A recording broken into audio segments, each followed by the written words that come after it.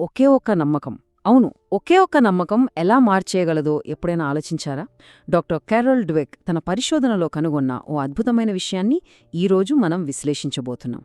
ఈ కథ ఒక ఆశ్చర్యకరమైన సంఘటనతో మొదలవుతుంది. డాక్టర్ డ్వెక్ ఒక 10 ఏళ్ల అబ్బాయికి చాలా కష్టమైన పజిల్ ఇచ్చారు. అతను నిరుత్సాహపడతాడని అనుకున్నారు. కానీ అతను ఏం చేశాడో తెలుసా? కుర్చీని ముందుకు లాక్కుని చేతులు రుద్దుకుంటూ నాకు సవాలు అంటే భలే ఇష్టం అని ఎంతో ఉత్సాహంగా అన్నాట. ఆ అబ్బాయి రియాక్షన్ అది డాక్టర్ డ్వెక్ను ఆలోచనలో పడేసింది. ఏంటంటే, కొంతమంది ఓటమిని ఒక అవకాశంగా చూస్తుంటే మరికొంతమంది దానికి ఎందుకు అంతలా చేపడతారు? అసలు ఏంటీ తేడా? ఈ ప్రశ్నకు సమాధానం వెతకడమే ఈ విశ్లేషణలో మనం చేయబోయేది. ఆ ప్రశ్నకు సమాధానం వెతుకుతున్నప్పుడు డ్వెక్ ఒక చాలా ముఖ్యమైన విషయాన్ని కనుక్కున్నారు. మన ఆలోచనా విధానాన్ని 2 రకాల మైండ్ సెట్లు కంట్రోల్ చేస్తాయని ఆమె గుర్తించారు. అవేంటో చూద్దాం రండి. మొదట్లో డాక్టర్ డ్వెక్ కూడా మన లక్షణాలు, మన తెలివితేటలు రాయి మీద చెక్కినట్టు స్థిరంగా ఉంటాయని, వాటిని మార్చలేమని నమ్మేవారు. కాని ఆ పజిల్ చేసిన పిల్లలు అలా అనుకోలేదు. వాళ్ళు తమ తెలివిని ఇంకా పెంచుకోవచ్చు అని నమ్మారు. వాళ్లకు ఓడిపోవడమనేది ముగింపు కాదు, అది నేర్చుకోడానికి ఒక కొత్త అవకాశమన్నమాట. సరే, అసలు ఈ మైండ్ సెట్ అంటే ఏంటి? చాలా సింపుల్గా చెప్పాలంటే డాక్టర్ డ్వెక్ ప్రకారం ఇది మన గురించి మనకుండే ఒక చిన్న నమ్మకం. కాని దాని ప్రభావం మాత్రం చాలా పెద్దది. మనం చేసే ప్రతి పని మీద దాని ప్రభావం ఉంటుంది. ఇప్పుడు చూడండి, ఈ 2 మైండ్ సెట్ల మధ్య తేడా చాలా స్పష్టంగా ఉంటుంది. ఫిక్స్డ్ మైండ్ సెట్ ఏమంటుందంటే, నాకున్న లక్షణాలింతే, అవి మారవు. అందుకే వీళ్ళు తమని తాము నిరూపించుకోవడానికి ఆరాటపడతారు. మరోవైపు గ్రోత్ మైండ్ సెట్ ఏమంటుందంటే, మనం ప్రయత్నిస్తే ఏదైనా నేర్చుకోవచ్చు, మన లక్షణాలను మెరుగుపరుచుకోవచ్చు అని. ఇది నేర్చుకోవడంపై ఆసక్తిని పెంచుతుంది. మరి ఈ 2 మైండ్ సెట్లు విజయాన్ని ఎలా చూస్తాయి? అంటే సక్సెస్ అనే పదానికి అవి ఇచ్చే అర్థమేంటి? అది చాలా ఆసక్తికరంగా ఉంటుంది. ఫిక్స్డ్ మైండ్ సెట్ ఉన్నవాళ్లకు విజయం అంటే ఏ తప్పు లేకుండా పర్ఫెక్ట్గా కనిపించడం, గెలవడం, నేను తెలివైన వాడిని అని అందరి ముందు ప్రూవ్ చేసుకోవడం. కానీ గ్రోత్ మైండ్ సెట్ ఉన్నవాళ్లకు విజయం అంటే వాళ్లను వాళ్లు మెరుగుపరుచుకోవడం, ఏదైనా కొత్త విషయం నేర్చుకోవడం. ఉదాహరణకు, హాంకాంగ్లో కొంతమంది స్టూడెంట్స్కి ఇంగ్లీష్ మెరుగుపరుచుకోవడానికి ఒక కోర్స్ ఆఫర్ చేస్తే గ్రోత్ మైండ్ సెట్ ఉన్నవాళ్లు వెంటనే దాన్ని తీసుకున్నారు. కానీ ఫిక్స్డ్ మైండ్ సెట్ ఉన్నవాళ్లు తమ బలహీనత బయటపడుతుందేమో అని భయపడి ఆ కోర్సుకు దూరంగా ఉన్నారు. సరే, విజయం గురించి చూశాం కదా, ఇప్పుడు కాయిన్కి మరోవైపు చూద్దాం. అదే వైఫల్యం అంటే ఫెయిల్యూర్. ఈ 2 మైండ్ సెట్లు ఎదురు దెబ్బలను ఎలా చూస్తాయో తెలుసుకుందాం. ఈ మైండ్ సెట్లు నిజ జీవితంలో ఎలా పనిచేస్తాయో అర్థం చేసుకోవడానికి డ్వెక్ చెప్పిన ఈ ఒక చెడ్డ రోజు అనే ఉదాహరణను గమనిద్దాం.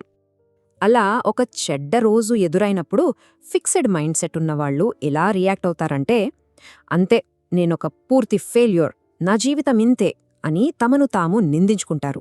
చిన్న చిన్న ఎదురుదెబ్బలను కూడా తమ వ్యక్తిత్వానికే పెద్ద దెబ్బగా భావించి పూర్తిగా నిస్సహాయంగా ఫీలవుతారు. కాని దీనికి పూర్తి భిన్నంగా గ్రోత్ మైండ్ సెట్ ఉన్నవాళ్లుంటారు. వాళ్లు తమను తాము నిందించుకోరు. దానికి బదులుగా సమస్యను ఎలా పరిష్కరించాలి అని ఆలోచిస్తారు. సరే, క్లాస్లో ఇంకాస్త కష్టపడాలి, పార్కింగ్ చేసేటప్పుడు కొంచెం జాగ్రత్తగా ఉండాలి అని అనుకుంటారు. ప్రాబ్లం సాల్వింగ్ మీద ఫోకస్ చేస్తారు. సో ఇక్కడ అసలు పాయింట్ ఏంటంటే, వైఫల్యాన్ని ఎలా చూస్తున్నారు అనేదే తేడా. ఫిక్స్డ్ మైండ్ సెట్లో ఫెయిల్యూర్ అనేది ఒకరి గుర్తింపుగా మారిపోతుంది. కానీ గ్రోత్ మైండ్ సెట్లో అది కేవలం ఒక అనుభవం, దాని నుంచి నేర్చుకోవడానికి ఒక అవకాశం మాత్రమే.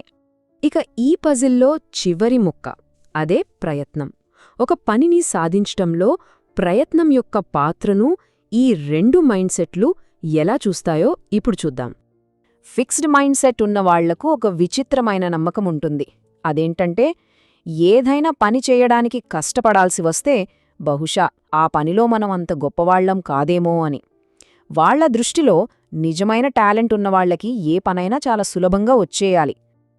ఈ కార్టూన్ ఆ విషయాన్ని అద్భుతంగా చూపిస్తుంది కదూ.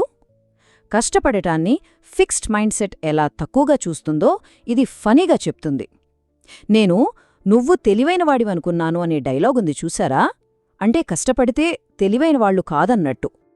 కాని గ్రోత్ మైండ్ సెట్స్ దీనికి పూర్తిగా వ్యతిరేకం. వాళ్ల దృష్టిలో ప్రయత్నమే మనల్ని తెలివైన వాళ్లుగా, ప్రతిభావంతులుగా చేస్తుంది. మైకేల్ జార్డన్ లాంటి లెజెండ్స్ని చూస్తే ఇదే విషయం అర్థమవుతుంది. అతను పుట్టుకతోనే గ్రేట్ కాలేదు. అతని కోచ్ చెప్పినట్టు అతను అందరికన్నా ఎక్కువగా కష్టపడి ప్రాక్టీస్ చేసేవాడు. ఆ ప్రయత్నమే అతన్ని ఒక లెజెండ్గా మార్చింది. అయితే ఇక్కడొక చాలా ముఖ్యమైన విషయం మనం గుర్తుంచుకోవాలి. ఈ మైండ్ సెట్లు అనేవి మనకు శాశ్వతంగా ఉండిపోయేవి కావు. వాటిని మనం మార్చుకునే అవకాశం మన చేతుల్లోనే ఉంది. ద్వెక్ అడిగిన ఈ ప్రశ్న గురించి ఒక్క క్షణం ఆలోచిద్దాం. ఒకరి తెలివితేటలను నిజంగా గణనీయంగా మార్చుకోవడం సాధ్యమేనా? ఈ ప్రశ్నకు ఇచ్చే సమాధానమే మన మైండ్ సెట్ను బయటపెడుతుంది. అవును, సాధ్యమే అనిపిస్తే అది గ్రోత్ మైండ్ సెట్కు ఒక మంచి సంకేతం. చివరిగా డ్వెక్ పరిశోధన నుంచి మనకు అందే సందేశం చాలా సింపుల్ కాని చాలా శక్తివంతమైనది. మన మైండ్ సెట్లు కేవలం నమ్మకాలు. అవి చాలా శక్తివంతమైనవి కావచ్చు, కాని అవి మన మనసులో ఉండేవే. మన మనసును మనం మార్చుకోగలం. సో ఏ మార్గంలో వెళ్లాలో నిర్ణయించుకోవలసింది మనమే. Please do subscribe.